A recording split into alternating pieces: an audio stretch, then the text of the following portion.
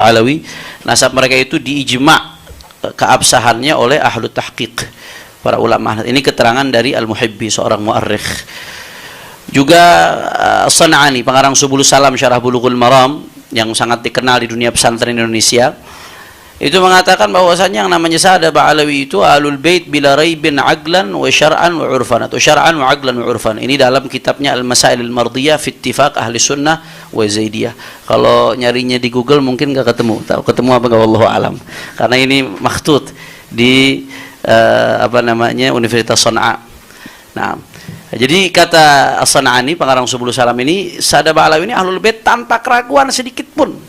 Syara'an, baik secara syariat, aqlan atau secara logika, urfan atau secara uruf, tanpa keraguan sedikit pun. Nggak sampai di situ. An-Nabhani, nah, ini yang sampai diejek-ejek oleh sebagian orang yang nggak tahu kadar beliau siapa An-Nabhani. Itu sampai mengatakan inna sadatana ala bi'alawi qad ajma'atul ummah al-muhammadiyah fi sa'ir al-asar wal aqtar ala annahum min as-sahih ahli bait, min as-sahih ahli bait nubuwwati nasaban. Dalam kitabnya Riyadhul Jannah fil adhkar fi adhkar al-kitab was sunnah. An-Nabhani mengatakan demikian, termasuk ahlul bait yang paling absah nasabnya menurut ijma adalah Sa'ada Ba'alawi. Dan ini sedikit yang saya kutip. Di luar itu ada catatan internal, di luar itu ada catatan para nasabah yang begitu banyak yang nggak mungkin saya kutip satu persatu di sini. Bahkan ada seorang peneliti dari Oman, Sayyid Ahmad bin Awad bin Alwi al-Ibrahim Ba'alawi, itu sampai nulis kitab judulnya Idharul Haqiqah li Mudda'i Kashfil Fadhiha al-Ilmiyah. Di dalam membantah Haji Imad, itu beliau memuat nggak kurang dari 180 referensi non Ba'alawi. 180 referensi dari non Ba'alawi yang menyatakan keabsahan nasab Ba'alawi, atau menyatakan keabsahan status mereka sebagai Husaini, atau menyatakan keabsahan status Sa'ada Ba'alawi sebagai Sada atau Ashraf. Itu nggak kurang dari 180, bahkan di sini yang saya muat 150 lebih. Saya ingat saya itu nggak kurang dari 180. Nah, ini luar biasa. Jumlahnya nggak kehitung. Itu ya baru yang tertulis dari non Ba'alawi. Belum yang tidak tertulis. Belum yang nggak kejangkau. Mana da'il hasar. Kami nggak mengatakan kami udah mencakup semuanya di sini. Nah, anehnya nih, setelah hampir 1000 tahun, Sayyidina Ali bin Ubaidillah, baru muncul ada satu orang setelah hampir 1000 tahun yang tahu-tahu yang mengatakan Ubaidillah itu bukan anak Ahmad bin Isa. Sehingga keturunannya bukan keturunan Ahmad bin Isa. Kalau bukan keturunan Ahmad bin Isa, berarti bukan keturunan Rasulullah SAW. Dan menariknya, dia mengatakan dengan sangat yakin Ba'alawi mustahil tersambung Rasulullah SAW. Mustahil, kata dia. Nah, ini kalau mustahil berarti dia pasti benar. Kalau dia pasti benar, berarti semua ulama itu tadi itu semuanya salah. Ini yang bikin saya tergelitik untuk meneliti, apa iya ulama-ulama besar sebanyak itu salah? Apa iya sekelas Ibnu Hajar Al-Haytami, Al-Hafidh As-Sakhawi, Asy-Syarqawi, Sayyid Bakri Syata, Al-Hafidh Murtada Az-Zabidi, An-Nabhani, Syekh Nawawi Al-Bantani, kemudian Buya Hamka, dan banyak sekali. Ya, kami nggak bisa paparkan satu persatu. Insya Allah nanti kami akan launching ini dalam buku, kami sudah siapkan semua secara ilmiah, kami uraikan secara lengkap. Ya, nanti insya Allah akan ada sesinya tersendiri. Itu kok bisa? Jadi hanya dia yang benar. Kalau mustahil tersambung berarti itu semuanya salah tuh. Semuanya nggak ngerti. Semuanya ya minimal kena prank Ba'alawi, berarti semuanya nggak ada yang paham. Ini yang menjadi titik mulai penelitian kami. Apa iya ulama tuh rame-rame salah secara berjamaah, secara kompak? Maka sebelum kita masuk, seperti yang tadi disinggung oleh Habib Syekhan bin Abdul Qadir As-Sagaf, Ketua Maktab Daim, ya, kita dudukkan dulu permasalahan sesuai dengan porsinya. Kita mau meninjau sebuah objek, kita harus tahu ini berkaitan dengan disiplin ilmu apa. Mau bicara soal bahasa, ya bicara soal nahwu sharaf, keabsahan sebuah susunan kata dalam bahasa, dan seterusnya. Kita bicara soal ini pernikahan sah apa enggak, ya lihat di ilmu fikih dong. Tinjau pakai sudut pandang ilmu fikih, sah nggak pernikahannya? Karena bukan seenaknya sendiri kita mau ninjau satu objek penelitian terus nentuin standar sendiri, kemudian bebas seenaknya sendiri menyatakan ini sah nggak sah. Coba dudukin dulu apa yang lagi dibahas. Ternyata yang kita bahas ini nasab, objeknya tentang nasab. Nasab itu ada ilmunya. Al-Allamah Haji Khalifah dalam kitabnya Kashfud Dhunun itu menjelaskan bahwasanya ilmu al-ansab wa ilmun yuta'arraf minhu ansabun nas wa qawaiduhu al-kulliyatu wal juz'iyatu wal gharadu minhu al-ihtirazu 'anil khata' fi nasabi syakhsin. Ilmu nasab ini yang sama Mas Sugeng dibilang apa? Ilmu apa? Bangkai. Ilmu udah jadi bangkai katanya. Setahu saya para ahli-ahli DNA yang asli pun nggak pernah merendahkan disiplin keilmuan lain. Setahu saya menghargai disiplin-disiplin keilmuan lain. Itu ilmu ini ilmu yang diakui dalam disiplin keilmuan Islam khususnya. Itu sebagai ilmu yuta'arraf minhu ansabun nas, ilmu untuk mengetahui nasab-nasab orang. Wa qawaidu dan kaidah-kaidah dalam ilmu nasab, baik kaidah yang kulli atau kaidah yang juz'i. Apa tujuan ilmu nasab? Ini nih yang paling penting. Al-gharad minhu al-ihtiraz 'anil khata' fi nasabi syakhsin. Itu ada ilmu nasab supaya orang nggak salah di dalam menilai nasab seseorang. Nah, maka kita kembali, kalau mau nilai keabsahan atau tidaknya sebuah nasab, ya lihat dong perspektif kaidah ilmu nasab itu seperti apa. Kita coba cek. Nah, sekarang apa sih pertanyaan, apa tolak ukur keabsahan sebuah nasab? Saya ini singkat saja ya, karena nanti saya akan fokus masuk ke kritisi terhadap pemikiran saudara Haji Imad. Apa sih tolak ukur sebuah nasab? Nah, ternyata para pakar teori ilmu nasab itu menyebutkan ada beberapa turuk, beberapa jalan untuk mengitsbat nasab, untuk mengakui keabsahan sebuah nasab. Ya, di antaranya ini yang saya sebutkan mungkin yang berkaitan dengan nasab jauh. Nah, karena kalau saya rinci satu-satu, sebagian turuk itu yang berkaitan dengan nasab dekat. Yang berkaitan dengan nasab jauh, satu tercantum dalam kitab nasab yang ditulis oleh ulama ahli nasab atau nasabah yang terpercaya atau thiqah. Turuk ya, berarti jalan. Salah satu aja terpenuhi udah cukup. Yang kedua, tersebar luasnya serta terkenalnya nasab tersebut atau yang dikenal dengan syuhra istifadhah. Sekiranya nggak mungkin yang menyebarkan itu sepakat dusta. Nah, ini termasuk jalan yang mujma' alaih, ijma' madzhab Islamiyah, ijma' bahwasanya syuhra istifadhah, terkenalnya sebuah nasab, populernya sebuah nasab tanpa ada yang membantah satupun dari masa ke masa itu, ya, itu adalah termasuk salah satu cara menetapkan keabsahan sebuah nasab. Nah, ini ibarat-ibarat ini saya nggak perlu baca satu persatu ya, terlalu panjang kalau saya baca. Ya, di antaranya ini nih, singkat saja. Wa qad wada'a a'immatun nasab kama fi ad-durar as-saniyah wal ishraf wa syakl al-badi' wal mudhish al-mutrib wa ashara ilayhi nudhar al-ansab kama madha wal qassar wal najfi wa ibn tabtaba ila an qal taq'idan wa istiqan min asy-syari'ah turuqan fi itsbat an-nasab. Ada cara-cara yang memang diambil dari syariat untuk mengitsbat nasab. Apa saja? Satu, syahadat a'immat nasab al-mu'tabarin ala sihhatin nasab, kesaksian para ulama-ulama nasab yang otoritatif, yang mu'tabar tentang keabsahan sebuah nasab. Kemudian as-sama' al-fashi wa huwa istifadatu dzikri 'inda al-'am wal khassa, tersebarnya sebuah nasab dan seterusnya dan seterusnya. Ini turuk, ya, cara-cara di dalam mengitsbat nasab. Satu saja terpenuhi, ya kayak kita mau ke Bogor, bisa lewat jalan tol, bisa lewat Depok, bisa lewat Bekasi, muter ke apa namanya Cibarusah. Ada banyak jalan. Satu aja kita tempuh tuh sampai ke Bogor, berarti itu namanya turuk. Nah, nanti akan kita bahas. Ada turuk, ada syurut. Turuk itu beda dengan syurut. Ya. Nah, ini jadi secara garis besar ulama nasab itu setidaknya kalau yang berkaitan dengan nasab jarak jauh ada dua. Satu, diakui oleh ulama nasab atau ada bahasa lain khattun nasabah, dicantumkan dalam kitab nasab ulama-ulama nasab yang mu'tabar, yang otoritatif. Yang kedua, syuhra istifadhah, keterkenalan sebuah nasab. Itu merupakan cara tolak ukur mengakui keabsahan sebuah nasab, khususnya yang jarak jauh, yang sudah ratusan bahkan sampai ribuan tahun. Nah, pertanyaan sekarang, nasab Balawi apakah memenuhi standar tersebut? Ini simpel sekali, simpel sekali. Apakah nasab Balawi memenuhi standar tersebut? Nasab Balawi dicantumin nggak sama para nasabah? Diakuin nggak? Kemudian ketersambungan nasab Balawi itu udah masuk syuhra istifadhah nggak sebagai Husaini, sebagai keturunan Sayyidina Husain bin Ali bin Abi Thalib? Sederhana saja standarnya itu kalau menurut perspektif ilmu nasab. Nah, ternyata faktanya sebagaimana kami uraikan di buku ini panjang lebar, itu keabsahan nasab Balawi diakui oleh para nasabah yang mu'tabarin. Di antaranya Muhammad Kadzim bin Abil Futu al-Yamani al-Musawi, di situ Abdullah sebagai anak Ahmad bin Isa. Begitu juga Muhammad bin Husain as-Samarqandi, Sayyid Dhamin bin Syatqum, kemudian nasabah Abu Alamah, kemudian Al-Hafidh Murtadha Az-Zabidi sampai nulis kitab Ar-Raudhul Jali, kemudian juga sampai menulis catatannya terhadap Al-Musyajjarul Kasyaf. Begitu juga Syekh Syaraf Al-Ubaidiri, walaupun bukan sumber primer kita temukan tapi melalui sumber sekunder. Ada yang mengutip dari Murtadha Az-Zabidi. Sumber sekunder itu kan juga dipertimbangkan di dalam ilmu sejarah, ilmu riwayat, ilmu nasab dan seterusnya. Nah, intinya ini sebagian saja yang saya masukkan. Intinya para nasabah di kitab-kitab nasab mereka yang mu'tabar mengakui nasab Sa'adah Alabi Alawi. Nah, kemudian yang kedua, bukan hanya di kitab nasab, ternyata data yang ada di kitab nasab ini ditunjang oleh data dari selain kitab nasab. Itsbatnya pakai kitab nasab.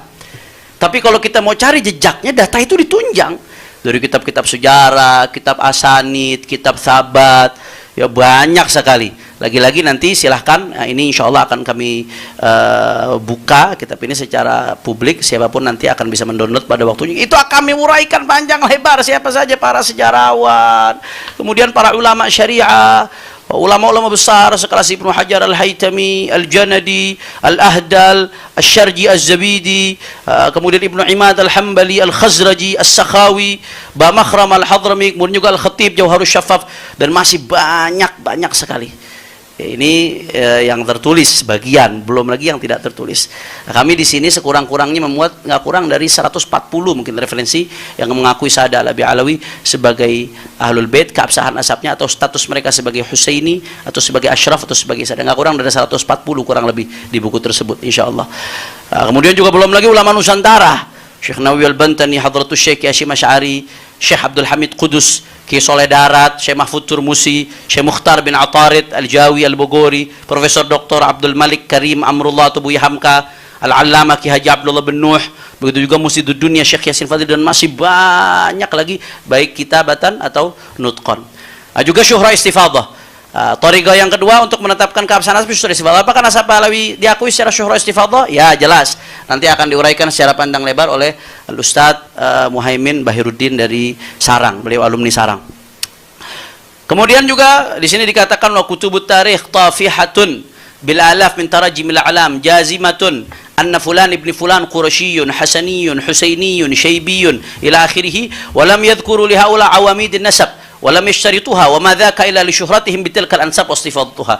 Ya banyaknya kitab ulama yang secara serentak nyebutin Ba'alawi Husaini, mereka Saada, Ashraf dan seterusnya. Banyaknya kitab-kitab ulama yang menyebut mereka sebagai Husaini saja walaupun nggak nyebutin amudun nasab. Itu nggak lain dan nggak bukan menjadi indikator keabsahan syuhra istifadah di mata para ulama-ulama tersebut. Nah, nanti akan kita bahas secara gamblang insyaallah. Nah, kesimpulannya kalau kita mau pakai tolak ukur ilmu nasab dengan dua turuk tadi, nasab Saada Ba'alawi hukumnya sah. Makanya Sayyid Mahdi Rajai dalam takrir beliau sebagai seorang pakar, sebagai seorang ahli yang hidupnya didedikasikan untuk meneliti nasab, bukan dadakan ya, bukan meneliti nasab dadakan, hidupnya didedikasikan untuk meneliti nasab, tahqiqan wa kitabatan, itu dengan tegas mengatakan ya bahwasanya Saada Ba'alawi min khilal ibnihi Abdillah al-ma'ruf bismi Ubaidillah wa laqad ishtaharat sihhatu nasabi Saada bin Alawi min haythul fiqh wa ilm al-ansab wal haqa'iq at-tarikhiyah al-mukhtalifah wa taqarir ulama nasab mundu qurun. Yang namanya Mahdi Rajai ini An-Nasaba mengatakan nasab Ba'alawi sah dan keabsahan itu populer dari segi ilmu fiqih, dari segi ilmu nasab, dari segi fakta sejarah, dan dari segi takrir keterangan-keterangan dari ulama nasab mundu qurun semenjak berabad-abad, tanpa keraguan sedikit pun beliau mengatakan ini.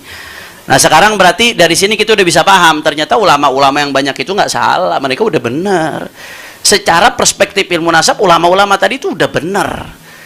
Nah, kalau ulama udah benar, kemudian ada yang mengatakan nasab Ba'alawi mustahil tersambung, berarti yang ngomong mustahil tersambung itu yang bermasalah. Bukan ulama yang rame-rame yang salah. Dari mana bermasalah ini, Saudara Haji Imad? Kami setidak-tidaknya mengidentifikasi. Setelah kami teliti bersama-sama, kami duduk bersama-sama, kenapa kok orang ini bisa nabrak semua ulama? Kenapa bisa nganggap semua ulama ini salah? Padahal faktanya kalau ditimbang pakai tolak ukur ilmu nasab, dia yang salah. Apa? Tidak-tidaknya kami lihat ada 9 penyimpangan, Saudara Haji Maduddin Usman. Poin besarnya, nanti masing-masing poin ini akan ada perinciannya satu persatu. Yang pertama, dia mengkaji ilmu nasab dengan mengabaikan dan menabrak tatanan ilmu nasab. Nah, kemudian yang kedua, menentang, mengabaikan, bahkan merendahkan pengakuan para ulama mu'tabarin terhadap keabsahan nasab Ba'alawi. Yang ketiga, kesesatan logika. Yang keempat, memfitnah para ulama. Yang kelima, khianat ilmiah. Yang keenam, melakukan kebohongan publik. Yang ketujuh, menjiplak pemikiran orientalis dan tokoh-tokoh non-aswaja. Yang kedelapan, tidak mempunyai kompetensi dalam ilmu nasab. Dan yang kesembilan, dengan gampangnya membatalkan nasab menggunakan hasil tes DNA. Nanti itu akan dibahas satu persatu. Saya akan fokus ke yang pertama dan yang kedua. Ini saya baru mau masuk ke substansi. Yang pertama, Imad ini nabrak tatanan ilmu nasab, Saudara Imad. Jadi ini ada testimoni. Ini terima kasih banyak Gus Rumel, peneliti beneran yang sampai ke luar negeri mau wawancara para pakar, Gus. ketika mewawancara An-Nasabah Ibrahim bin Mansur, yang memang kitabnya banyak dijadikan rujukan oleh saudara Imad. Kalau kita baca buku-buku Imad, tulisan-tulisan itu banyak merujuk ke Nasabah Ibrahim bin Mansur. Apalagi Al-Ifadhah, terkait Syuhra Istifadhah itu dia banyak merujuk ke kitab tersebut. Jadi sebelum hasil wawancara ini keluar, ya, Haji Imad tuh sering mengutip daripada kitab-kitabnya Ibrahim bin Mansur ini. Walaupun setelah hasil wawancaranya keluar ternyata ngakuin Ba'alawi, lain lagi itu ceritanya nanti. Ya. Kata beliau, la yubtilu nasab al-asyraf al-Ba'alawi al-Husainiyin illa rajulun jahilun bi usul wa qawaid ilmu nasab. Enggak membatalkan nasab Ba'alawi kecuali orang yang enggak ngerti usul dan kaidah ilmu nasab. Itu salah satu sebab utamanya. Nah, sekarang saya pengen buktikan benar nggak nih omongan beliau. Coba kita lihat apa aja kaidah ilmu nasab yang ditabrak oleh Haji Imaduddin Utsman ini. Yang pertama, mewajibkan kitab sezaman. Ini ada artikel, dia menulis kitab sezaman adalah mutlak untuk meneliti kesahihan nasab. Mutlak berarti nggak boleh nggak. Kalau nggak ada kitab sezaman di setiap tabaqatun nasab itu harus ada kitab sezaman, berarti itu kalau mutlak ya. Nah, kalau nggak ada berarti nanti nggak sah sebuah nasabnya. Kalau bahasa beliau kitab sezaman atau yang mendekati. Nah, sekarang saya pengen urai dulu. Kita lihat mata rantai dari kesimpulan Imad ini, ada mata rantai yang hilang. Kita perhatikan baik-baik. Pertama, mata rantainya kita urut nih. Imad mensyaratkan kitab sezaman sebagai syarat mutlak. Yang kedua, para habaib dianggap tidak memberikan syarat yang diminta Imad. Mata rantai yang ketiga, karena tidak ada kitab sezaman, Imad haqqul yaqin, pakai qaf. Haqqul yaqin, bahwa nasab Ba'alawi rungkat dan para muhibbin Imad bersorak riang gembira. Ini dari satu ke dua ini ada mata rantai yang harusnya dilompati. Apa yang dilompati? Seharusnya tuh kita sebelum beralih ke yang kedua tanya dulu dalam ilmu nasab apakah kitab sezaman merupakan syarat mutlak dan satu-satunya syarat untuk mengkonfirmasi sebuah nasab. Ini dilompati. Jadi langsung ahlan wa sahlan, nggak ada kitab sezaman berarti rungkat, berarti batal. Ajib. Pertanyaan yang belum dijawab, kitab sezaman itu syarat atau bukan dalam ilmu nasab? Nah, setelah kami teliti dalam buku-buku kitab-kitab teori ilmu nasab, ya, ternyata nggak ada satupun ulama yang menjadikan adanya kitab sezaman itu sebagai syarat mutlak. Syarat mutlak keabsahan sebuah nasab, nggak ada. Yang ada apa? Tadi khutun nasabah, ada keterangan dari nasabah walaupun nggak sezaman. Kemudian juga Syuhra Istifadhah. Bahkan di sini Sayyid Walid Al-Uraidi. Walid Uraidi ini cucu daripada Ahmad bin Isa dari jalur Ali bin Ahmad bin Isa. Dan dia ngakuin Ba'alawi. Padahal kalau Ubaidillah itu fiktif, harusnya yang protes dia. Karena kakek saya dicuri ini, dicangkol ini, jadi apa istilahnya? Cangkok. Nah, tapi ini cucunya Ali bin Ahmad bin Isa, saudaranya Ubaidillah bin Ahmad bin Isa, tapi nggak ada masalah karena jelas sekali bagi mereka itu. Waktu itu mengatakan ajma'an nasabun fit tahaqquq bi iqrar nasabi ma an yatathabbat min umurin minha. Ya, yang namanya nasab itu akan dianggap tetap kalau ada beberapa hal, di antaranya Syuhra Istifadhah, di antaranya an yura khattun nasabatin mawthuqin bihi masyhudin binazahatihi yang tadi udah kita jelaskan. Nggak ada keterangan wajib harus kitab sezaman, kalau nggak ada sezaman nggak sah. Itu yang dilewati. Nah, konsekuensinya gara-gara syarat kitab sezaman ini apa yang dilakukan ini fatal sekali. Dan ini nanti akan kita jelaskan apa konsekuensi daripada syarat ini. Gara-gara alasan ini, Imad itu nolak catatan para nasabah yang nggak sezaman. Ditolak mentah-mentah catatan nasabah yang nggak sezaman gara-gara syarat ini nih. Padahal syarat catatan nasabah itu menjadi syarat keabsahan sebuah nasab walaupun nggak sezaman. Kenapa kok diterima catatan para nasabah walaupun nggak sezaman? Karena satu, ilmu nasab ini berdasarkan riwayat. Nggak ada ilmu nasab itu akal-akalan, nggak ada nama muncul atau ditulis. Maka kalau ada nasabah yang thiqah, dia nggak akan mengitsbat sebuah nasab kecuali setelah proses validasi. Itu prosesnya. Karena ada ancaman dari Rasulullah SAW. Man kadzaba alayya muta'ammidan falyatabawwa maq'adahu minan nar. Orang yang bohong atas nama Rasulullah SAW itu siap-siap tempatnya di neraka, kata Nabi SAW. Bahkan secara nasab secara umum sekalipun, laisa min rajulin idda'a li ghairi abi wa huwa ya'lamu illa kafara billah wa man idda'a qauman laisa lahu fihim nasabun falyatabawwa maq'adahu minan nar. Ya, itu orang yang ngaku-ngaku bukan bapaknya itu adalah kufur. Ngaku-ngaku aja kufur, apalagi nyambungin nasab orang, dan mendapatkan ancaman laknat dalam riwayat-riwayat hadis lain. Maka para nasabah yang thiqah ini nggak sembarangan. Dia kalau sudah nyatet melalui proses validasi, ya betul-betul diperiksa. Ini betul-betul nyambung apa enggak? Dan pasti by data sebelumnya. Walaupun ya tradisi catatan kaki itu sejak kapan sih? Tradisi nyebutin sumber sejak kapan sih? Dan kalau mau dibuka itu kitab-kitab nasab yang dipakai oleh saudara Imad, Tahdzibul Ansab, kemudian juga Al-Majdi dan lain-lain, itu saya lihat nggak ada yang nyebutin sumber referensi itu di catatannya. Karena memang dia nasab itu mencantumkan setelah dia proses validasi, menurut dia ini udah tepat secara ilmu nasab, secara ilmu syariah itu dicantumkan. Makanya keterangan seorang nasabah yang thiqah, yang mu'tabar, yang diakui kepakarannya dari ilmu nasab itu diterima. Dan Syed Hussein bin Haidar al-Hashimi dalam kitabnya Rasail fil Ansab ini menceritakan bagaimana proses validasi yang dilakukan oleh seorang nasabah sehingga begitu kuat. Nah, itu dia melalui proses tahrirun nasab, bima'na an yabsutan nasab taratan wa yushajjiruhu ukhra, ya ditahrir dulu, ditahqiq itu nasab. Kemudian setelah itu diukur ini masuk akal apa enggak zamannya, waktunya, wafatnya dan lain sebagainya. Kemudian yang ketiga, kalau memang sah nanti udah benar diperiksa, ini abudun nasabnya udah mustaqim atau belum, perlu ditakwim atau tidak, perlu diluruskan atau tidak, ada yang perlu dikoreksi atau tidak. Itu diperiksa secara detail. Nah, ini sebelum saya lanjut sedikit ini ada yang lucu nih. Ini dikutip oleh saudara Imad di dalam salah satu artikelnya, ibarat ini untuk membenarkan syarat sezaman. Nah, kata-kata ini nih. Nasabah itu kalau sudah memvalidasi nasab, wa yuwathiq hadhihi tabaqat minal masadir al-mu'tabarah ma'amkan ila akhir tabaqatin yumkinu tawthiquha wa takhrijuha min tilkal masadir. Nah, ini oleh Imad dikatakan ini sebagai syarat untuk menilai keabsahan sebuah nasab. Padahal begitu saya buka ke kitab aslinya, itu Syed Hussein bin Haidar al-Hashimi lagi cerita, ini loh proses nasabah kalau lagi memvalidasi sebuah nasab. Artinya kalau udah ada nasab dicantumkan oleh nasabah itu udah melalui proses ini, itu yang pertama tuh. Jadi ini bukan syurut itsbatun nasab, bukan. Syed Hussein bin Haidar al-Hashimi lagi cerita, ini loh proses validasi nasab yang dilakukan oleh para nasabah al-habar yang sekarang kitab-kitabnya itu kita nikmati. Jadi justru ini menguatkan bahwasanya keterangan seorang nasabah itu luar biasa validasinya.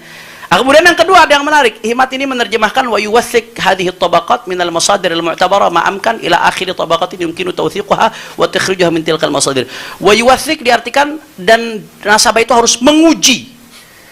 Yuwathiq itu diartikan menguji. Saya ingat betul itu di websitenya. Jangan sampai direvisi nanti Gus tulisan di websitenya itu. Menguji setiap tingkatan nasab ini dengan sumber-sumber sebisa mungkin sampai tingkatan akhir yang bisa dilakukan. Nah, ini dijadikan alasan dalil harus ada kitab sezaman. Padahal di sini sedang satu yuwathiq itu artinya bukan menguji. Yuwathiq itu artinya menguatkan dengan dokumen, dengan data. Dan itu pun di sini bukan syarat mutlak, ma'amkan sebisanya. Kalau bisa ya bagus. Kalau nggak bisa terus nggak semerta-merta nasab itu dianggap batal. Kalau ada kitab sezaman ya bagus, luar biasa. Tapi kalau enggak, ya nggak semerta-merta kitab itu dianggap, nasab itu dianggap batal. Jadi itu. Jadi kenapa? Yang ingin saya bahas di sini, kalau tadi Habib Syekhan mengatakan nasabah itu keterangannya diterima, yang pengen saya bahas kenapa nasabah itu keterangannya diterima walaupun nggak sezaman. Karena memang setelah melalui proses validasi yang begitu kuat, kemudian ada ancaman dari Nabi, bohong atas nama Nabi, neraka, menisbatkan kebukan bapaknya neraka. Bahkan Ibnu Hajar juga memberikan postulat bagaimana seorang itu ulama harus punya ghirah. Jangan sampai ada orang yang intisab ke Rasulullah Shallallahu Alaihi Wasallam ya, bighairi yang padahal dia nggak berhak, nggak nyambung nasabnya tapi dia pura-pura nyambung. Itu jadi ghirahnya para ulama betul dalam menjaga kemudian nasab Rasulullah SAW. Sehingga seorang nasabah itu keterangannya walaupun nggak sezaman sudah barang tentu dia wajib untuk mengambil data dari yang sebelum-sebelumnya, sehingga apa yang dia cantumkan itu harus sudah terverifikasi menurut standar ilmu nasab dan ilmu syariat. Nah, dan ini pola yang dilakukan dalam ilmu nasab sejak awal. Ini dalam kitab Usul wa Qawaid fi Kashfi Mudda'i Syaraf wa fi Kashfi Mudda'i Syaraf karya Ibrahim bin Mansur juga. Di sini dikatakan walaisatir riwayah fadlan an wathiqatin nasab syai'an muhdatsan la aslahu fi ilmi nasab bal nasab qama 'ala riwayah faha kutubun nasab al-mutaqaddim, maka kitab nasab Quraisy limu'rij bin Amr ibn al-Harith as-Sadusi. Nah, ini tahqiq alam mesti ditahqiq, mesti dipastikan. Wa jamharatun nasab ibn al-Kalabi Hisham bin Muhammad ibn Sa'ib tahun 204, yang tadi tahun 195. Wa ghairiha min al-kutub kullaha hagamat al-riwayah. Kitab-kitab nasab yang paling awal sekalipun nasab Quraisy, kemudian jamharat nasab itu baru ada tahun 195 wafatnya mualifnya. Dan tahun 204. Artinya apa? Nasab yang diceritakan nasab orang-orang yang ratusan tahun sebelumnya. Tapi kenapa diterima? Karena mereka memang melakukan periwayatan dari lisan ke lisan yang mereka cantumkan sudah sesuai standar daripada ilmu syariat, maka mereka cantumkan. Nah, karena kalau mau dituntut harus sezaman, ini nggak ada yang diterima. Ini dari awal munculnya ilmu nasab nggak ada yang diterima. Karena awal pun tahun 195 wafatnya itu pengarang Nasabu Quraisy dan pengarang Jamharatun Nasab tahun 204 wafatnya, itu meriwayatkan menceritakan tentang nasab-nasab yang ratusan tahun sebelumnya, dan itu diterima oleh para ulama. Nah, karena mereka berdasarkan satu thiqah periwayatannya. Yang kedua, nggak mungkin mereka ngarang-ngarang. Kalau mereka ngarang-ngarang, terbukti ulama akan menjarah.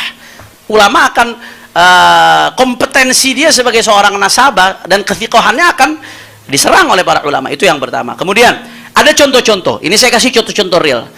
Bagaimana para ulama itu selama nasab itu syuhra wal istifadah, terkenal, ulama-ulama itu akan menerima nasab tersebut, walaupun nanti ada nama-nama yang kalau ditarik ke atas nggak akan ketemu di kitab nasab manapun, di kitab tarajim manapun. Ini kita bisa lihat ini. Nah, ini namadzij qabul riwayat amudin nasab raghma adami dzikri ba'd al-ajdad fil kutub. Saya kasih contoh-contohnya. Ini saya ambil dari kitab Usul wa Qawaid fi Kasyfi Mudda'i Syaraf. Kita lihat. Ini contohnya diantaranya Imam Ahmad bin Hanbal. Imam Ahmad bin Hanbal itu beliau seorang Syaibani Adnani. Nasabnya beliau adalah Imam Ahmad ibn Hanbal, Ahmad bin Muhammad bin Hanbal bin Hilal bin Idris bin Abdullah bin Hayyan bin Abdullah bin Anas bin Auf bin Qasid bin Mazin bin Syaiban bin Zuhul ila akhir sampai Ma'ad dan Adnan. Nah, beliau Syaibani Idrisi dan ini diakui. Beliau sebagai seorang bukan Syaibani Idrisi, Syaibani Adnani. Syaibani Idrisi jadi Syaibani Adnani, ya.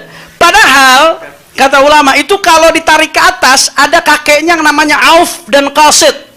Itu Auf dan Qasid mau dicari ke kitab tarajim manapun, mau dicari ke kitab nasab manapun nggak bakal ketemu. Tapi ini diakui, diterima. Kenapa? Karena periwayatannya dari jalur orang yang fiqh, ditunjang dengan syuhra istifadah, nggak ada yang ingkar beliau sebagai Syaibani, sebagai Adnani. Nah, maka di sini kalau disyaratkan kitab sezaman, waduh, Imam Ahmad bin Hanbal rungkat ini nasabnya bisa-bisa. Dan itu nggak dilakukan oleh para ulama. Dan menariknya lagi, nasab Imam Ahmad bin Hanbal ini diambil dari khatnya Imam Ahmad bin Hanbal sendiri dan dari riwayat Ibnu Al-Hafidz Abdullah bin Ahmad bin Hanbal. Tapi karena thiqah perawinya dan memang punya standar keilmuan, punya kompetensi, punya seorang yang mu'tabar, diakui, diterima, nggak ada masalah. Walaupun ada nama-nama yang nggak disebut. Kemudian contoh yang kedua, Al-Khatib Al-Baghdadi itu mengakui nasab Ali bin Muhammad bin Ahmad sebagai Al-Qurashi. Nasabnya Ali bin Muhammad bin Sulaiman bin Mansur bin Abdullah bin Muhammad bin Mansur bin Musa bin Sa'ad bin Abdullah bin Malik bin Anas bin Abadah bin Jabir bin Wahab bin Dhabbab bin Hujair bin Abd bin Ma'is atau Mu'is. Mungkin ada beberapa nama-nama yang harus ditahqiq karena a'lam itu, mohon maaf saya sekali lagi kalau ada salah penyebutan. Bin Amir bin Lu'ay bin Ghalib. Nah, ini diakui oleh Al-Khatib Al-Baghdadi. Padahal kalau dirunut ke atas ada kakeknya yang namanya Abdullah dan Muhammad bin Mansur itu. Abdullah dan Muhammad bin Mansur. Abdullah dan Muhammad bin Mansur. Ini nama mau dicari di kitab nasab manapun, kitab sejarah manapun, kitab tarajim manapun nggak ketemu nama ini kalau dicari. Tapi sama Khatib Baghdadi diakui. Kenapa? Karena ada syuhra istifadah. Dan perawinya thiqah, bisa diterima. Nah, ilmu nasab itu mabniun ala riwayah seperti ini. Kalau mau ditarik kitab sezaman, wah, ini nggak akan ketemu, rungkat. Nah, tapi kenapa ulama mengakui? Karena tadi syuhra istifadah dan melalui jalur periwayatan yang bisa diterima, yang thiqah. Padahal Khatib Al-Baghdadi itu kalau ngelihat nasab yang ngawur, beliau akan tegas ngomong. Contoh seperti ada Talhah Abul Qasim Al-Ghadhi Al-Basri. Itu dia nyebutin bahwasanya ayahnya Muhammad bin Ja'far bin Tammam bin Ali bin Muttalib bin Muhammad bin Sri bin Abdullah bin Harith bin Al-Abbas bin Abdul Muttalib. Ya, wa balagani anna al-Qadhi Umar bin Abdul Wahid wa qauman Hashimiyyin min ahli al-Basra ankaru nasabahu wa za'amu annahu da'i. Ya, Khatib Al-Baghdadi ketika ngutip nasabnya Talhah Abul Qasim Al-Ghadhi Al-Basri, karena beliau melihat informasi yang menjadi pembatal nasab tersebut disampaikan sama beliau, dan itu kewajiban, nggak boleh disembunyikan. Karena beliau melihat ini nasab bermasalah, sama beliau dikoreksi, nggak diterima. Tapi ketika nasab itu bisa diterima, walaupun ada sumber-sumber yang nggak sezaman, ya tetap diterima. Walaupun ada sumber-sumber yang tidak sezaman dan nggak ditemukan kalau diurut ke atas-atas, sampai karena syuhra istifadah dan periwayatannya sudah jelas, itu diterima.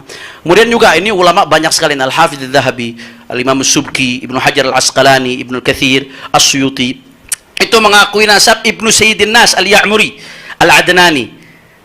Ibnu Sayyidin Nas Al-Ya'muri Al-Adnani sampai kepada Adnan.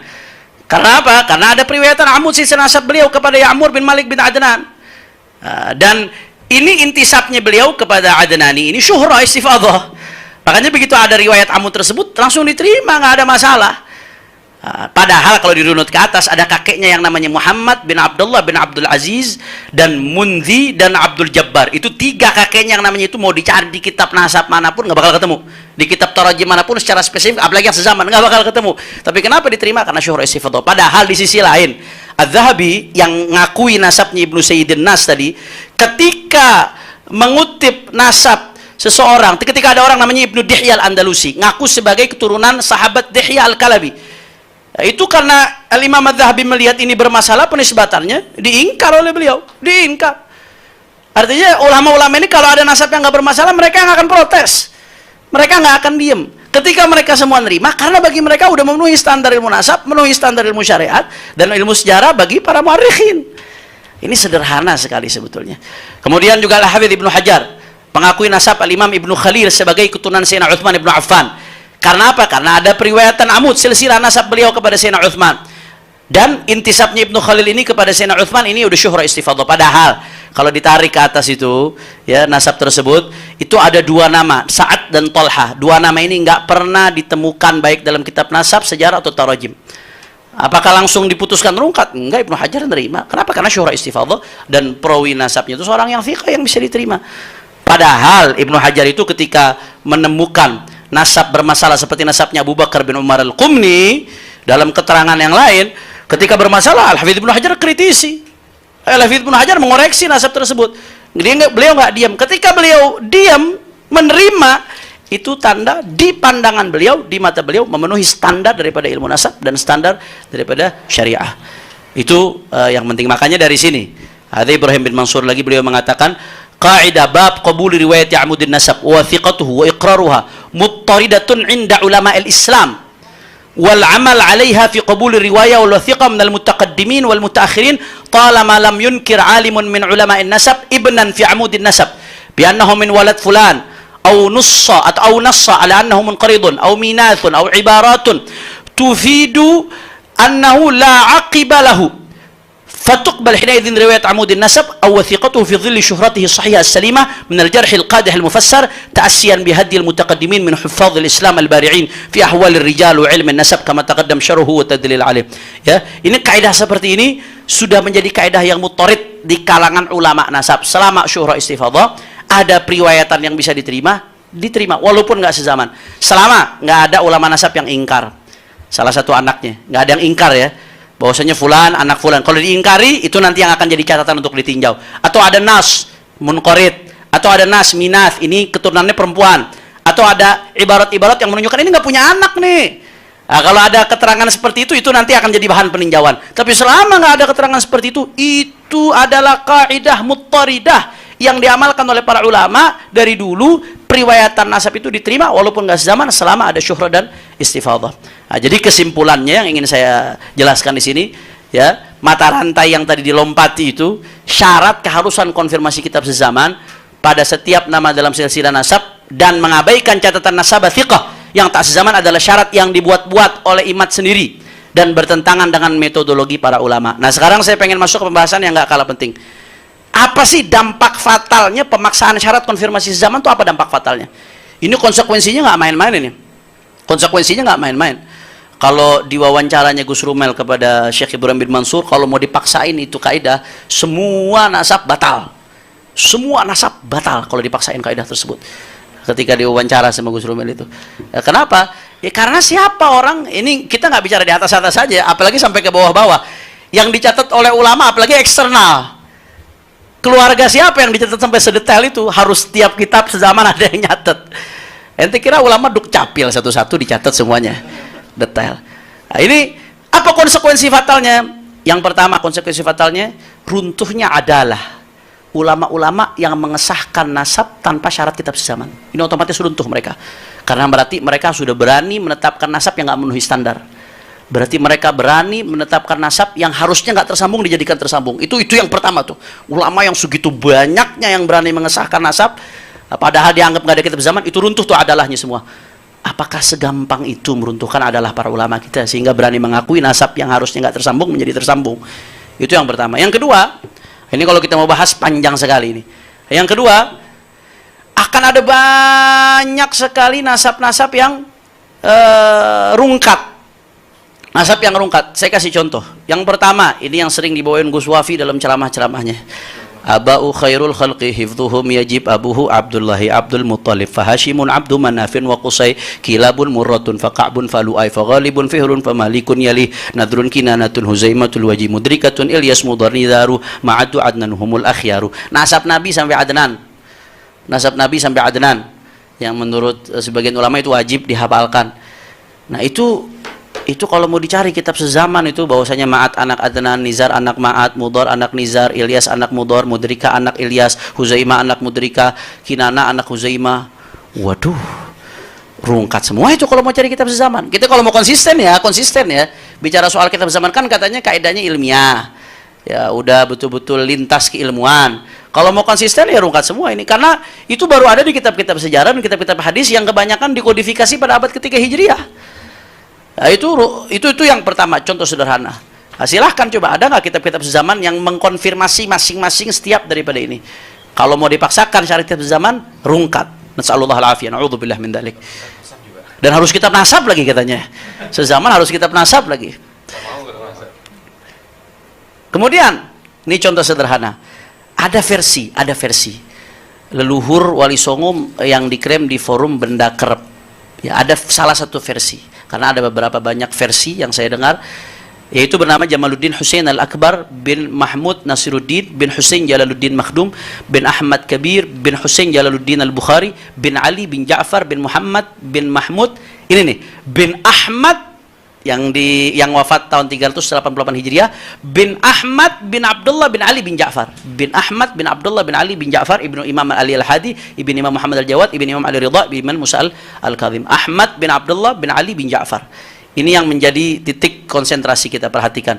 Dan dalam kitab Tahdhibul Ansab halaman 149 itu ditulis bahwasanya Muhammad sebagai anak dari Abdullah bin Ali bin Ja'far, nggak disebutkan Ahmad. Begitu juga dalam kitab Al-Majdi halaman 331 itu tertulis hanya nama Muhammad sebagai anak dari Abdullah bin Ali bin Ja'far bin Hadi. Sampai ke Asy-Syajarah Mubarakah yang menjadi senjata andalannya Haji Maduddin ini, yang nanti akan kita kuliti insyaallah soal Syajarah Mubarakah secara detail. Itu halaman 94 mengatakan bahwa seluruh keturunan Abdullah bin Ali bin Ja'far bin Ali Al-Hadi hanya melalui anaknya yang bernama Muhammad Al-Ashqar. Coba kalau kita lihat di kitab ini, amma Abdullah fauladuhu akabir wa masyhuruna bi Baghdad waladuhu Muhammad Al-Ashqar An-Naqib bi Mashhad Maqabir An-Nuzur atau An-Nazur wa jami' aqibihi minhu. Semua keturunan Abdullah itu dari Muhammad Al-Ashqar. Sedangkan tadi disebutkan dari Ahmad bin Abdullah bin Ali, Ahmad keturunannya katanya. Kemudian kalau kita lebih jauh lagi, Ar-Razi ini pakai jumlah ismiyah, berarti tertutup tuh kemungkinan adanya tambahan, kecuali kalau ada kitab yang lebih tua. Ini kalau kita ngikutin kaidahnya Haji Maduddin, ya. Jarak antara Ar-Razi yang wafat tahun 606 Hijriah sampai wafatnya Abdullah bin Ali itu kurang lebih 218 tahun. Nggak ada riwayat, tidak ada kisah, tidak ada kabar bahwa Abdullah bin Ali bin Ja'far miliki anak namanya Ahmad dan cucu bernama Mahmud dan keturunannya terus itu. Dan dalam kitab Al-Asili juga demikian, nggak ditulis nama Ahmad bin Abdullah. Dan Muhammad Kazim bin Abil Futu Al-Yamani juga demikian. Sampai dalam kitab An-Nafhal Ambariyah juga nggak ditulisin nama Ahmad bin Abdullah. Sampai pada Bahrul Ansab halaman 25 karangan An-Najafi yang wafat abad ke-10-an baru terdapat catatan menuliskan nama Ahmad sebagai anak dari Abdullah bin Ali bin Ja'far bin Ali Al-Hadi. Nah, ini kalau dihitung dari wafatnya Abdullah bin Ali bin Ja'far ya pada abad ke-4 sampai dengan tertulisnya nama Ahmad pada kitab Bahrul Ansab abad 10, maka terdapat keterputusan riwayat selama 6 abad atau 600 tahun. Kalau ngikutin teori Kiai Imad. Kalau, jangan dipotong-potong ini. Nanti dipotong-potong buat ngadu domba sama keturunan Wali Songo. Nah, ini kacau, namam, motong-motong itu luar biasa. Kalau ngikuti teorinya Kiai Imad. Nah, karena di sini kita lagi gugat teori tersebut justru. Nah, dan ini udah tertutup dengan jumlah ismiyahnya Syajarah Mubarakah. Sehingga keturunan Al-Bukhari Al-Musawi dari jalur Ahmad bin Abdullah bin Ali bin Ja'far kalau ngikutin teori Kiai Imad ya nggak bisa dipakai. Nah, itu kemudian runtuhnya keturunan Syekh Abdul Qadir Jilani yang bernama Saleh dari jalur Saleh. Jangan dipotong lagi nih, sekali lagi saya katakan. Ada versi yang mengatakan Sunan Giri itu keturunan Syekh Abdul Qadir Jailani dari anaknya yang namanya Soleh. Ada versi, sekali lagi, saya disclaimer. Contoh silsilah tersebut adalah Sunan Giri bin Yaqub bin Ibrahim bin Junaid bin Abdul Qadir bin Syuaib bin Abdul Jabbar bin Abdul Razak bin Abdul Aziz bin Saleh bin Syekh Abdul Qadir Al-Jilani.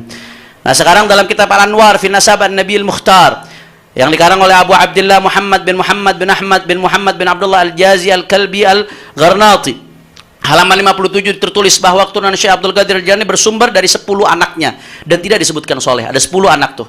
Abdul Wahab, Isa, Ibrahim, Abdul Aziz, Abdul Razak, Yahya, Abdullah, wa Abdul Jabbar, wa Muhammad, wa Musa. Karena Syekh Abdul Qadir Jilani itu anaknya banyak. Tapi yang berketurunan itu dari 10 ini menurut keterangan kitab tersebut. Ini jumlah ismiyah juga ini. Wah, kacau jumlah ismiyah ini. Kemudian juga ya kalau apa namanya di dalam Asy-Syajarah Mubarakah, enggak, Umdatul Thalib As-Sughra yang ditahqiq oleh Syed Mahdi Rajai. Ditulis itu keturunan Syekh Abdul Qadir Jilani hanya dari 2 jalur, Abdul Razak dan Abdul Aziz. Ini jumlah ismiyah juga ini. Artinya tertutup kemungkinan dari selain 2 ini kalau pakai kaidah tersebut. Maka kalau udah tertutup kemungkinan, walaupun setelah itu ada yang bawa kitab, setelah Umdatul Thalib, ada yang datangkan kitab, membawa keterangan, ada yang namanya Soleh, kemudian ada jalur keturunan dari Soleh. Walaupun demikian, tapi kalau ngikutin kaidahnya Kiai Imad atau Haji Imad ini udah runtuh duluan. Nggak bisa dipakai. Makanya ini yang kita mau gugat. Nggak tepat penggunaan kaidah ini. Ini yang harus dikritisi. Nah, itu sebagai contoh sampel. Kemudian juga ada banyak. Kalau kita melakukan studi kompilasi dari kitabnya Sayyid Sulaim bin Abdul Latif Ar-Rifai, Tabaqat Ashraf At-Talibiyin, yang di situ menyebutkan referensi-referensi yang menyebutkan masing-masing kabilah asyraf dari yang paling tua sampai yang paling muda, dan referensi-referensi itu yang beliau sebutkan semuanya eksternal. Nah, itu berdasarkan disclaimer beliau di awal kitabnya.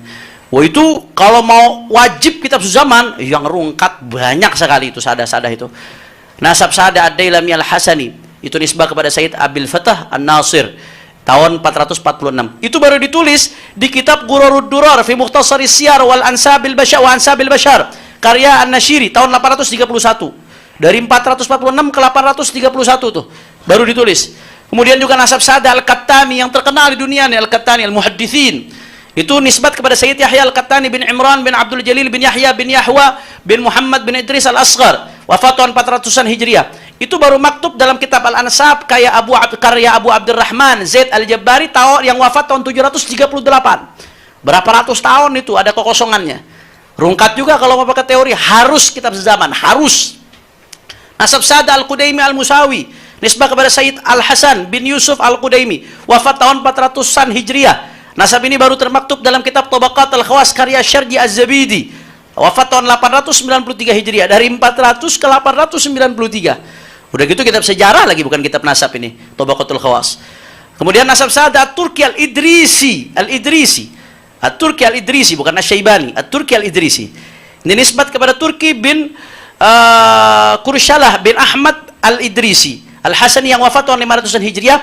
Itu baru ditulis di kitabnya Risalah Hafril Murabbi'at atau Murabba'at karya Ibnu Qutlubugha Al-Hanafi yang wafat tahun 879 Hijriah.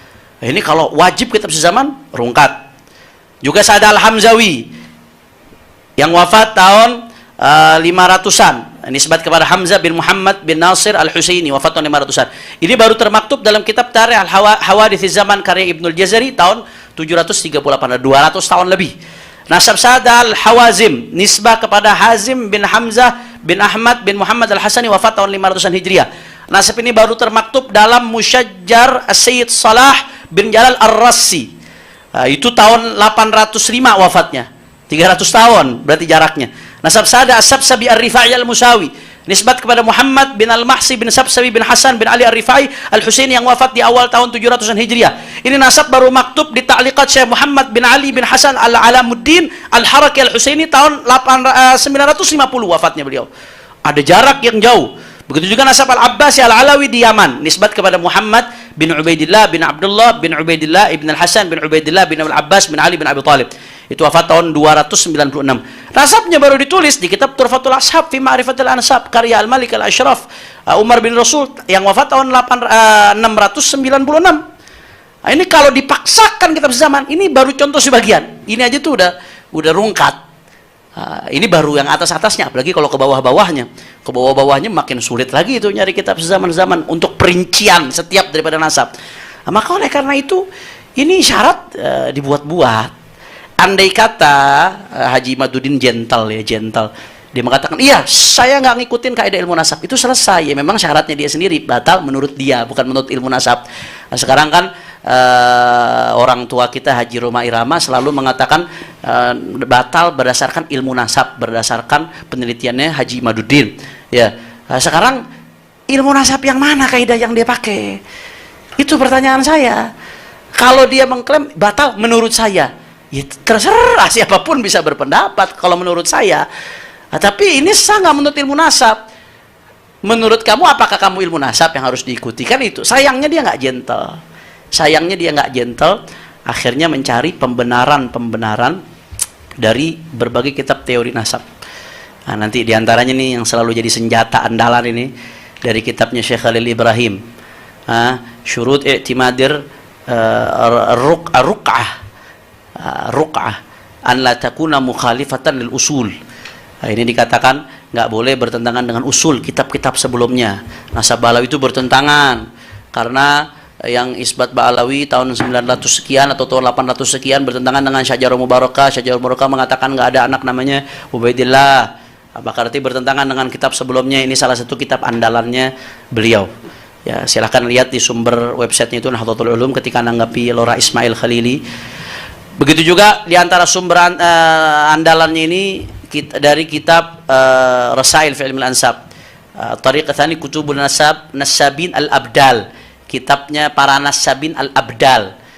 Yang Abdal itu nanti ditafsirkan di bawahnya diambil dari halaman 193. Jadi ini tentang turuk itsbat nasab halaman 103. Tafsir tentang Al-Abdal diambil dari halaman 193. Maksudnya Abdal itu apa? Ini menurut Haji Imad, ini yang saya kutip tulisan beliau. Al-Abdal adalah mereka yang saling bergenerasi, menggantikan sebagian mereka kepada yang lain. Jadi ini harus ada di setiap generasi. Cocok satu generasi dengan generasi lainnya, sehingga ini jadi dasar kitab sezaman. Ini yang dimaksud kitab sezaman atau yang mendekatinya, kata beliau seperti itu. Nah, sekarang ini apakah senjata andalan ini ampuh? Andai kata dia ngaku saya memang nggak pakai ilmu nasab, udah selesai itu. Berarti ente nggak usah bawa ilmu nasab. Nah, sekarang dia mau maksa tetap saya ini benar menurut ilmu nasab. Coba kita lihat bagaimana senjatanya. Nah, ini yang pertama, dia salah sasaran, gagal faham antara turuk dengan syurut. Nggak ada. Turuk itu ada beberapa jalan yang tadi saya kasih analogi, mau ke Bogor, mau lewat jalan mana, itu semuanya turuk. Satu aja ente tempuh itu udah cukup. Nasab juga begitu. Satu udah cukup, pakai khutun nasabah atau pakai syurah syafat, satu aja terpenuhi itu udah cukup. Itu dalam ilmu nasab. Baik di dalam kitab Durus fi Ilmil Ansab ini disebutin turuk yathbutu bi arba'i turuk. Ini dikutip dari kitab ini, tapi awalnya mungkin nggak diperhatikan sehingga jadi syarat mutlak. Kemudian juga ini dari kitab Rasail fi Ilmil Ansab yang dipakai oleh Haji Imad, waqad adda ulama nasab khamsat tara'iq li thubutihi. Ada 5 turuk lagi turuk. Ada 5 jalan tara'iq. Tariqun, turuk, tara'iq. Jam'ul jawami', tara'iq, fa'ail. Tariqun, turuk, tara'iq. Ya, ada 5 cara. Satu aja terpenuhi udah selesai. Kok jadi syarat mutlak? Dia ngutip ibarat itu untuk menguatkan pendapatnya syarat kitab zaman itu syarat mutlak. Ini dari mana ceritanya? Padahal ulamanya sendiri mengatakan satu terpenuhi udah selesai. Nah, jadi repot ini kalau ulama semuanya mau disalahkan, padahal membedakan antara turuk sama syurut aja agak kerepotan. Kalau syurut harus terpenuhi semua, syarat sah sholat ada sekian misalkan, harus terpenuhi semua, satu nggak terpenuhi batal. Kalau turuk nggak seperti itu, satu terpenuhi selesai. Kemudian yang kedua, ya, Haji Imad penafsiran tentang Abdal diambil dari halaman yang jauh sekali tadi itu. 190 berapa itu barusan? 193. Padahal turuk itsbatun nasab dibahas di 103. Ya. Padahal kalau beliau mau turun 5 baris saja. Turun 5 baris saja tuh. Ini kan dia ngambil yang pertama nih, Kutubun Nasabin Al-Abdal. Cara penetapan nasab harus ada di kitab-kitabnya para ulama nasabin yang abdal dari generasi ke generasi. Yang terus menggantikan dari generasi ke generasi, perhatikan. Sehingga harus ada kitab sezaman. Padahal kalau mau turun 5 langkah aja atau 5 baris, 1, 2, 3, 4, 5, ketemu. Nggak usah sampai 80 halaman Kiai, kejauhan. 5 baris aja Kiai. Wa mata urifa khattun nasab al-muhaqqiq thiqah fa innahu yu'mal bihi. Kapan didapatkan khattun nasabah, tulisan nasabah yang muhaqqiq, yang betul-betul ahli tahqiq dalam nasab, thiqah yang betul-betul punya kredibilitas, maka fa innahu yu'malu bihi, dipakai. Walau satu nasabah mufrad. Nanti nasabah dibilang jamak lagi, Gus. Nasabah dibilang jamak. Itu siqat mubalaghah, kayak allamah, nasabah allamah. Satu, al-muhaqqiq thiqah yu'mal bihi. Wa yakun mustadanan syari'an, itu jadi sandaran syariat. Wa alaihi al-amal fil qadim wal hadith, itu menjadi, dan ini diamalkan baik dulu atau sekarang oleh para ulama, diamalkan. Bahkan di sini yang lebih menarik lagi, wa kadza al-amalu bil wijadat. Ini panjang lagi kalau kita membahas nih. Intinya beliau ngutip secara sepotong, hanya yang sesuai kebutuhan untuk membenarkan pemikiran itu doang yang dikutip. Sisanya beberapa baris kemudiannya nggak dikutip, malah lompat ke halaman sekian padahal nggak sesuai dengan maksudnya. Kemudian lagi-lagi ngutipnya secara sepotong, entah baca kitabnya nggak hatam, entah ada yang ngunjukin di halaman ini kiai, mungkin seperti itu, jadi cuma di halaman itu doang dibacanya. Ini di kitab Durus fi Ilmin Nasab, dia mengatakan syarat kitab zaman itu mutlak. Padahal ini Asy-Syaikh Khalil Ad-Dailami ini nulis satu bab, judulnya Qawaid la tasluh fi Ilmin Nasab, kaidah yang nggak bisa dipakai di ilmu nasab. Wah, ini soreh banget ini. Apa aja kaidahnya? Di antaranya satu, nih, muhawalatan naili min sihhatin tisabi ayati qabilatin ila asliha alladhi tantasibu ilaihi bihujjati jahli usuliha min qibalil katib ma huwa illa wasilatun min wasaili tajzi'ah wa tafriqah wa ijad manafid li dha'dha'atil kiyan al-arab alladhi yajma'u shamal al-ummah bi ahadi wasail al-quwa ala wa huwa silatun nasab walau sahha qabulu at-ta'ni fi asli kulli qabilatin i'timadan ala man yujhal asluha أو على من يجهل أصلها أو من كانت بينه وبينها عداوة لم تسلم قبيلة واحدة من الطعن. Ini kaidah ini dilompat, ini kaidah yang nggak boleh dipakai dalam ilmu nasab. Apa? Ya, membatalkan nasab atau nyerang nasab atau nyerang keabsahan sebuah nasab, sebuah kabilah dengan hujah apa? Jahli usuliha min qibalil khatib, karena dia nggak tahu ini kakeknya yang ini disebutin di kitab mana. Nggak ada kitab yang menyebutkan, ada jahal.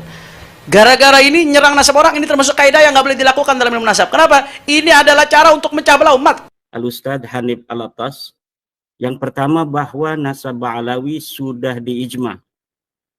Beberapa iddi'aul ijma, riwayat-riwayat adanya ijma yang diberikan oleh ulama, seperti disampaikan oleh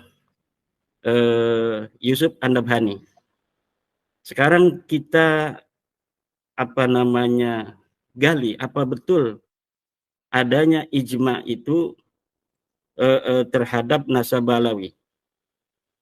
Adanya ijma yang telah didakwakan atau diaku oleh Yusuf An-Nabhani, kemudian oleh Ali bin Abu Bakar As-Sakran di dalam Al-Burqatul Musyiqah. Jadi sebenarnya ijma itu atau iddi'aul ijma, pengakuan adanya ijma, pertama kali itu disampaikan oleh Ali bin Abu Bakar As-Sakran 895 Hijriah. Kemudian diikuti oleh Khulasatul Asar Al-Muhibbi, kemudian diikuti oleh Syekh Yusuf An-Nabhani.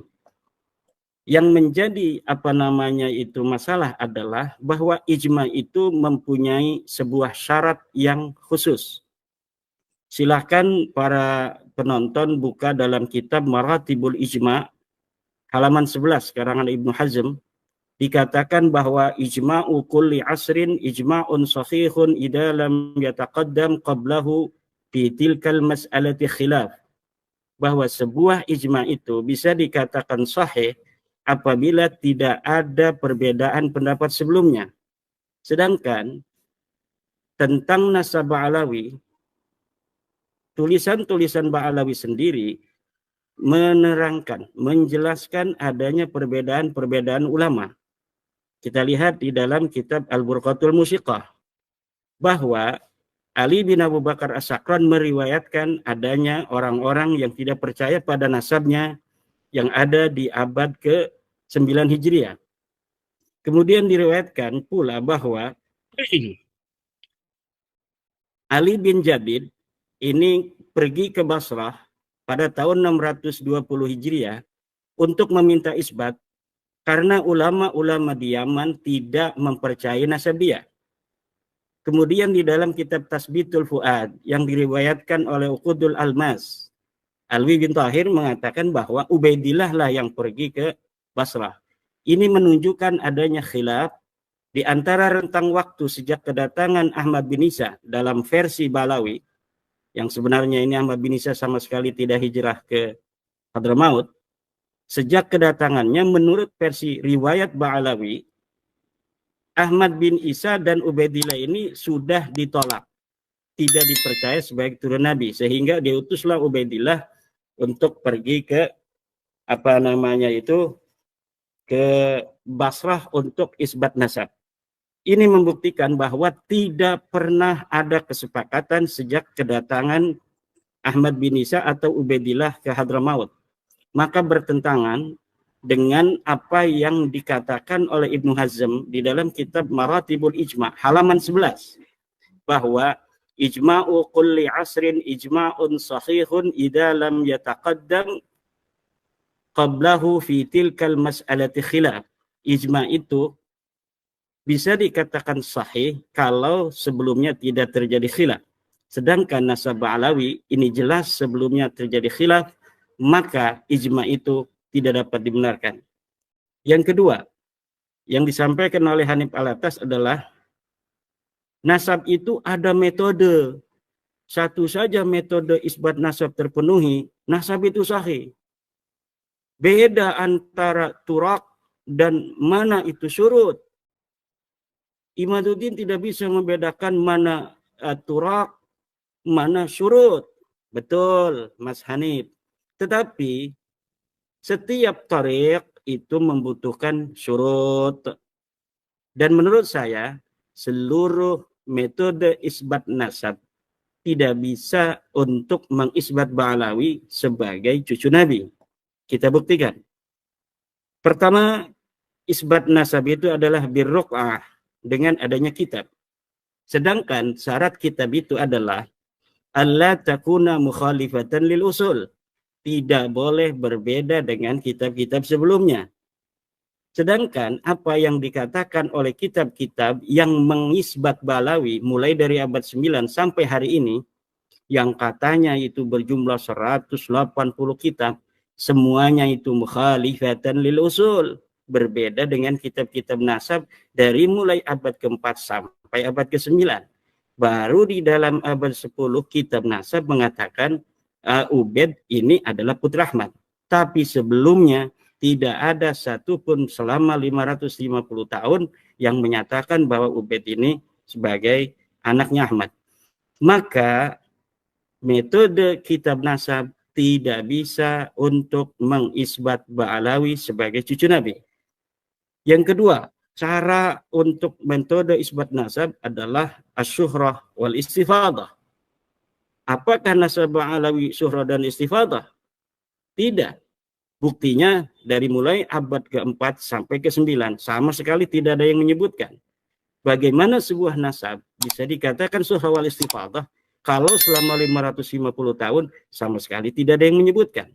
Sedangkan di dalam kaidah ilmu nasab, Ibnu Hajar mengatakan innan nasaba mimma yasbutu bil istifadati illa ayyusbita ma yukhalifu. Silahkan buka kitab Al-Jawabul Jalil halaman 47. Para pemirsa bisa melihat di dalam kitab Al-Jawabul Jalil halaman 47 itu bahwa memang benar nasab itu bisa diisbat dengan adanya syuhrah dan istifadah, tetapi ada syaratnya. Illa ayasbuta ma yukhalifu, kalau tidak ada yang menentang. Sedangkan adanya Ahmad bin Isa punya anak katanya namanya Ubaid, ini ada yang menentang, yaitu kitab-kitab nasab dari mulai abad 4 sampai 9 tidak ada yang menyebutkan sama sekali Ahmad bin Isa punya anak namanya Ubaid, dan tidak ada yang menyebutkan Ubaid punya ayah namanya Ahmad bin Isa. Maka syuhrah dan istifadah tidak bisa untuk mengisbat nasab Ba'alawi. Tidak terverifikasi dan tidak bisa untuk dinyatakan sahih dengan metode suhrah wal istifadah. Yang ketiga dengan syahadah, bahwa metode isbat nasab salah satunya adalah syahadah, yaitu kesaksian dua orang laki-laki. Lihat di dalam kitab Al-Muqaddimat halaman 62. Apakah betul syahadah ini bisa untuk mengisbat nasab yang sudah ribuan tahun?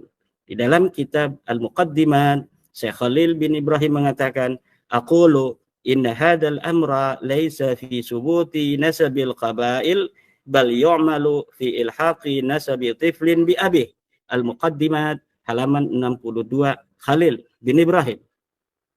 Bahwa dikatakan menurut Khalil bin Ibrahim, syahadah adalah memang metode untuk mengisbat nasab, tetapi dia metode mengisbat nasab seorang anak hari ini kepada ayahnya, bukan nasab qabail yang sudah ribuan tahun seperti Ubaid yang katanya punya anak Ahmad bin Isa. Bisakah dia untuk diisbat dengan metode syahadah? Tidak bisa. Maka metode ketiga dalam isbat nasab tidak bisa untuk mengisbat Ba'alawi. Kemudian metode keempat adalah iqrar. Iqrar ini pula dikatakan oleh Syekh Khalil Ibrahim di dalam kitabnya Muqaddimat fi Ilmil Ansab, bahwa juga metode ini hanya bisa digunakan untuk mengisbat seorang anak yang ada hari ini kepada ayahnya, yaitu diiqrar oleh ayahnya. Dari 4 metodologi pengisbat nasab ini, satu pun tidak ada yang bisa untuk diterapkan untuk mengisbat Ba'alawi. Secara riq'ah atau ruq'ah, kitab-kitab nasab, tidak ada kitab nasab yang setelah abad 9 itu mukhalifatan lil kutub yang ada di abad ke-8, ke-7, ke-6, ke-5, ke-4. Kemudian dengan syahadah tidak bisa. Dengan ikrar juga tidak bisa. Maka nasab Ba'alawi tidak terisbat sahih. Berarti kalau tidak sahih apa? Batal. Yang ketiga, Hanif Al-Attas mengatakan kitab yang mensahihkan Ba'alawi ratusan. Saya katakan kitab walaupun ribuan, jutaan, tetapi kalau seluruh referensinya akan mentok di abad 9, yaitu kitab Al-Burqatul Musyiqah, atau kata Mas Rumel itu ada kitab Al-Jawharus Syafab, yang sekarang saya lihat juga dia lagi ngomongin Al-Jawharus Syafab. Begana begini, tetapi hanya itu saja, berkutat pada hal-hal yang telah diungkapkan, hal-hal yang telah dijelaskan, tidak ada yang baru. Maka seluruh kitab-kitab yang jumlahnya ribuan, jutaan, triliunan, yang mengisbat Ba'alawi, yang semuanya mentok di abad 9, tidak ada bisa nyampe di abad ke-8, di abad ke-7, ke-6, semuanya tidak bisa dijadikan sebagai penguat nasab dari Ba'alawi ini.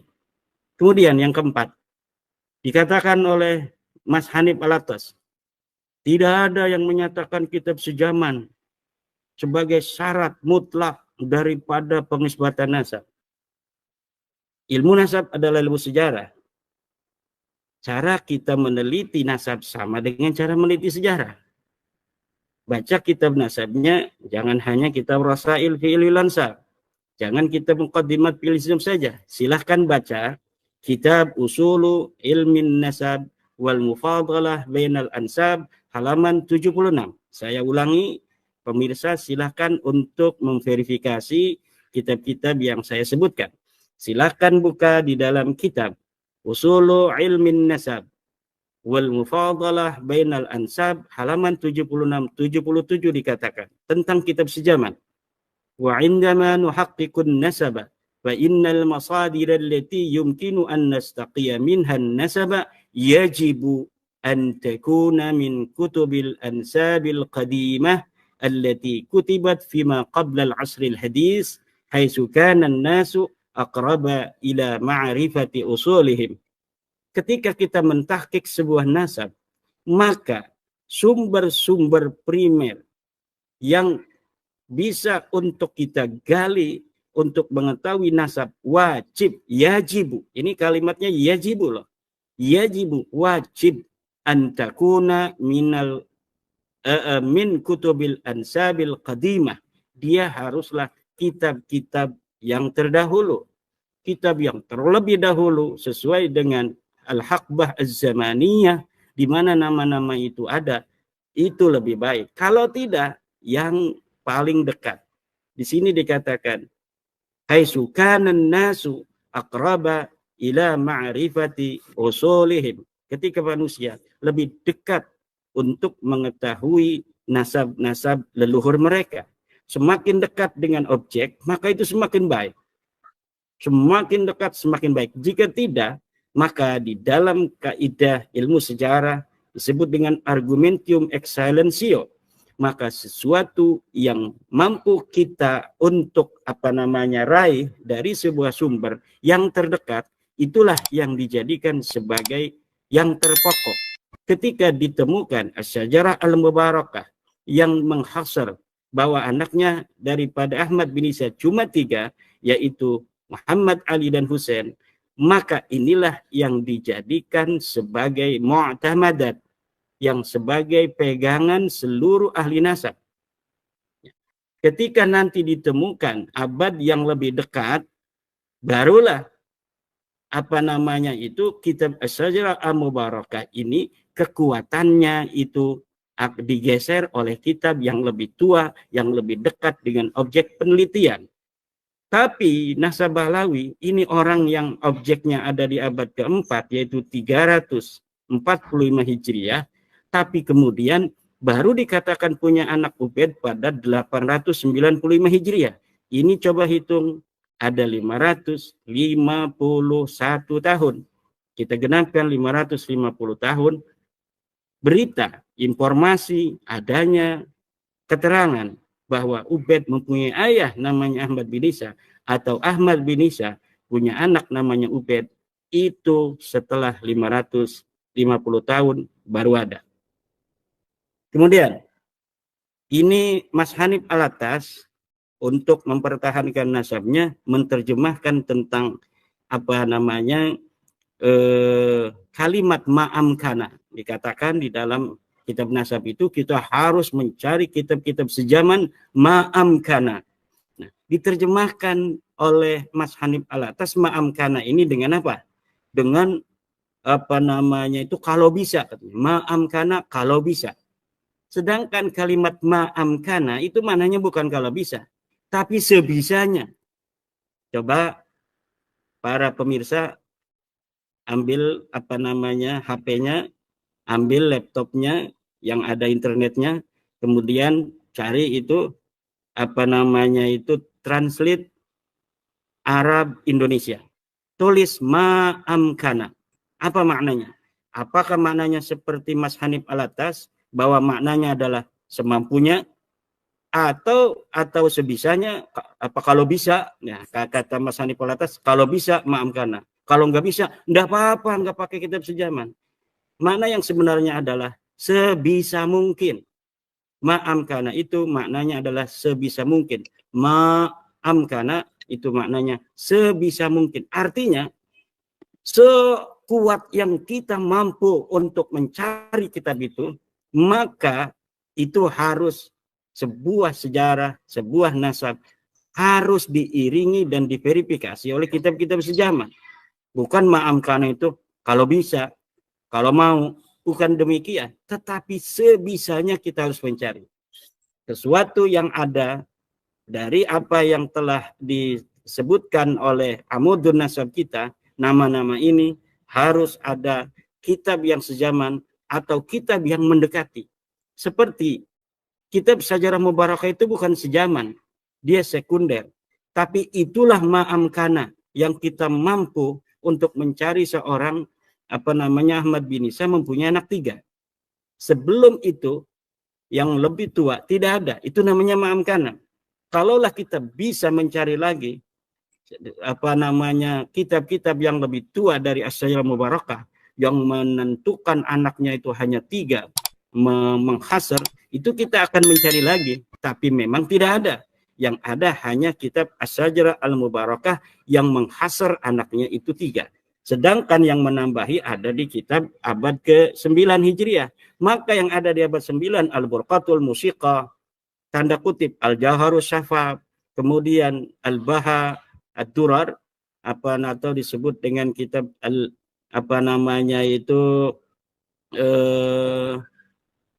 Al-Masra'ur Rawi. Itu semua Al-Ghurrar, Al-Masra'ur Rawi itu terbantahkan semua, tidak bisa dijadikan sebagai masadir, tidak bisa dijadikan sebagai maraji. Kenapa tidak bisa dijadikan sebagai maraji? Maraji itu harus ada masadir. Kalau misalnya sebuah maraji tidak berdasarkan masadir, ini maraji ini adalah sekunder, masadir ini adalah primer, yang paling dekat. Maka maraji ini diabaikan, apalagi ketika maraji ini bertentangan dengan masadir, seperti Al-Burqatul Musiqah bertentangan dengan kitab Asy-Syajarah Mubarakah. Maka itu Al-Burqatul Musiqah, Al-Jauharus Safaf, Al-Ghurrar, Al-Masra'ur Rawi, Al-Juz'ul Latif, semuanya harus diabaikan. Kenapa? Karena mu'aradah, bertentangan dengan kitab yang lebih tua. Demikianlah cara bekerja ahli sejarah itu, Mas Rumel ya. Dia katanya ahli sejarah, tapi kitab sejaman, kitab primer, kitab sekunder diabaikan, hanya Syuhra dan Istifadah. Ini sejarah cenayang namanya. Ini sejarah orang-orang yang ngaku historian, ngaku sejarawan, tapi tidak memerlukan sumber. Ini sejarawan cenayang namanya. Kemudian yang kelima, yang keenam, saya catat ya dari apa-apa yang disampaikan oleh Mas Hanif Alatas. Kata Mas Hanif Alatas, kalau kitab sejaman diterapkan, maka nasab Nabi Muhammad rungkat. Naudzubillah, summa naudzubillah min dalik. Nasab Nabi Muhammad itu, Mas Hanif, sampai Adnan itu diberitakan oleh baginda Nabi besar Muhammad SAW di dalam hadis. Bahkan di dalam hadisnya itu hadis riwayat Muslim. Dikatakan dalam kitab riwayat Muslim itu bahwa Nabi Muhammad SAW itu dari Kinanah. Ya. Nabi Muhammad itu dari Kinanah. Ini jangan sampai kita gara-gara kita untuk mempertahankan nasab, ini menjadikan Nabi Muhammad nasabnya sebagai bemper. Naudzubillah summa naudzubillah. Nabi Muhammad itu nasabnya melalui wahyu. Wa ma yantiqu 'anil hawa in huwa illa wahyu yuha. Di dalam Al-Qur'an disebutkan bahwa Nabi Muhammad itu, orang-orang Arab itu keturunan Ibrahim. Millat abikum Ibrahim. Agama ayah-ayah kalian. Siapa ayah kalian? Ibrahim. Itu kumnya kepada siapa? Kepada orang-orang Quraisy. Ini menyatakan bahwa wahyu sendiri mengatakan Nabi Muhammad orang Arab itu keturunan daripada Ibrahim.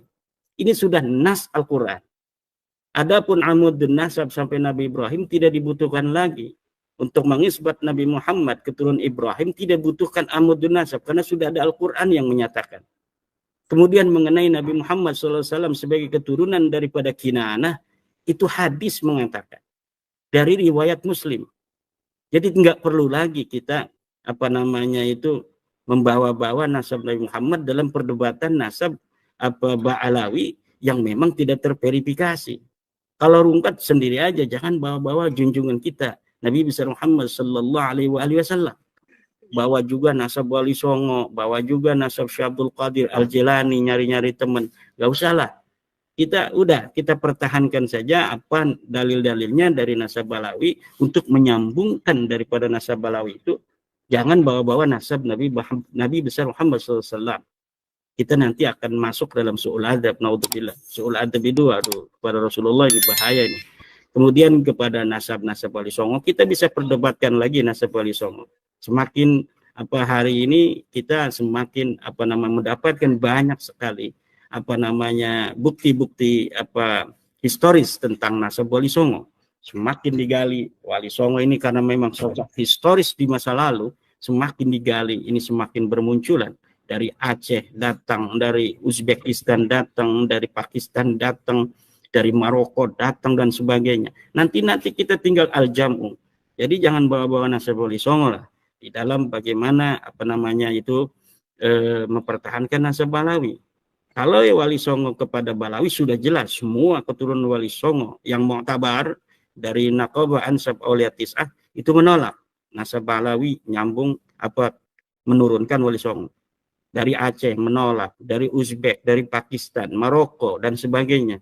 Paling beberapa orang aja yang masih dari Turul Wali Songo yang memiliki keyakinan seperti pada zaman-zaman kolonial itu, bahwa Wali Songo berasal dari Ubaidillah. Itu hanya beberapa gelintir orang saja. Terima kasih sahabat pelita yang dirahmati Allah sudah klik video ini. Semoga video ini bermanfaat, dan apabila video ini bermanfaat jangan lupa di like, di share, dan sebarkan video ini sebanyak-banyaknya. Di awal video kenapa langsung ya, tidak intro dulu, tidak memberikan salam dulu. Ini karena infonya sangat penting sekali.